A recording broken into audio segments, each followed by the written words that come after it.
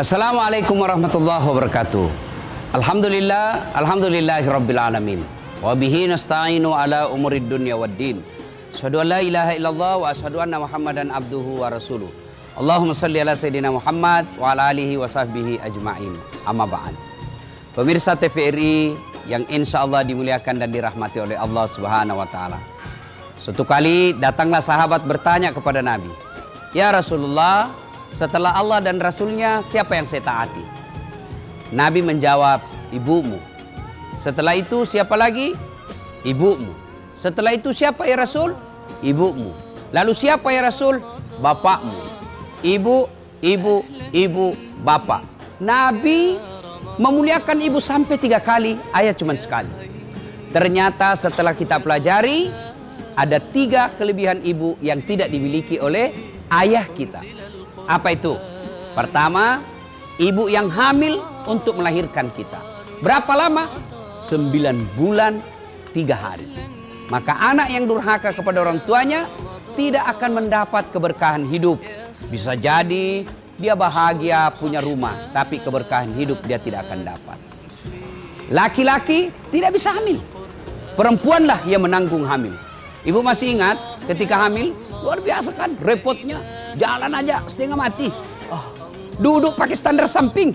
Coba bapak-bapak mana pernah rasakan sakitnya hamil?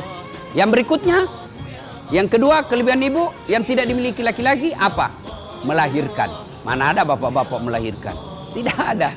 Coba, ibu masih ingat ketika melahirkan? Beratnya minta ampun. Alhamdulillah saya tidak pernah melahirkan. Tapi melihat orang melahirkan, saya biasa berkata, kalau ada suami yang tidak tahu hormat kepada istrinya, tidak tahu memuliakan istrinya, suruh lihat melahirkan. Itu ibu-ibu kalau melahirkan kan cuma 2.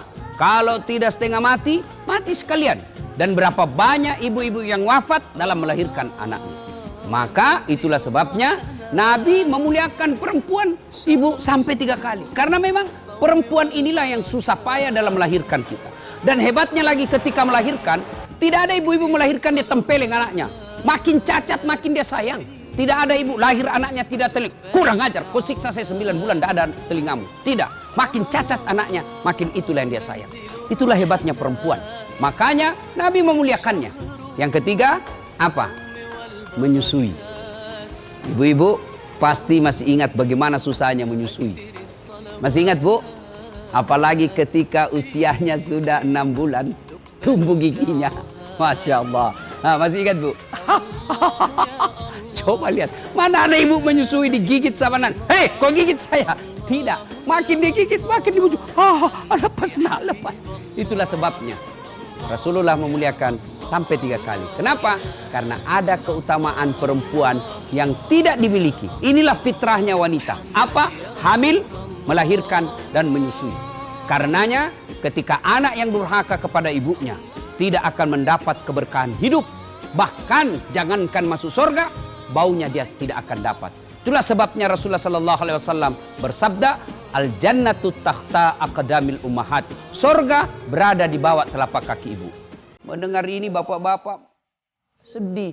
Kok kami tidak dihitung Ustadz? Bukan tidak dihitung. Memang surga berada di bawah telapak kaki ibu, tapi pintu masuknya surga kuncinya ada sama bapakmu. Muliakan kedua orang tua. Ramadan ini latihan untuk memuliakan orang tua. Bagaimana caranya? Bagi adik-adik yang masih sekolah, masih hidup bersama orang tua, masih serumah orang tua, muliakan orang tuamu. Dengan cara apa? 1. Setiap keluar rumah, jabat tangan, cium tangannya. Cuma sekarang anak-anak kalau sama orang tuanya, tidak dia cium tangannya, dia seledinji. Nah, Ramadan bulan untuk memuliakan orang tua kita. Bagi kita yang sudah dewasa, punya keluarga, saatnya untuk memuliakan ibu. Saatnya memuliakan orang tua kita.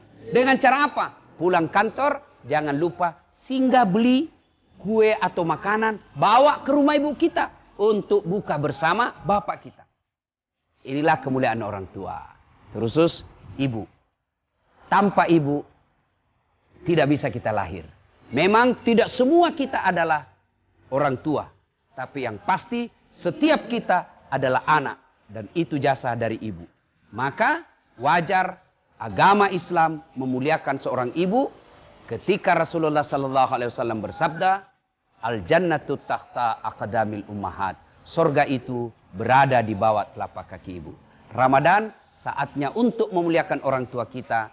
Kalau masih hidup, muliakan mereka. Kalau sudah wafat, doakan di bulan suci Ramadan ini, semoga Allah mengampuni dosa-dosanya, memasukkannya ke dalam alam kubur, masuk berjadi kuburnya menjadi taman-taman surga, dan yang lebih penting di akhirat kelak, kita berkumpul kembali dengan ibu bapak kita bersama Rasulullah minum di telaga Al-Kautsar. Amin.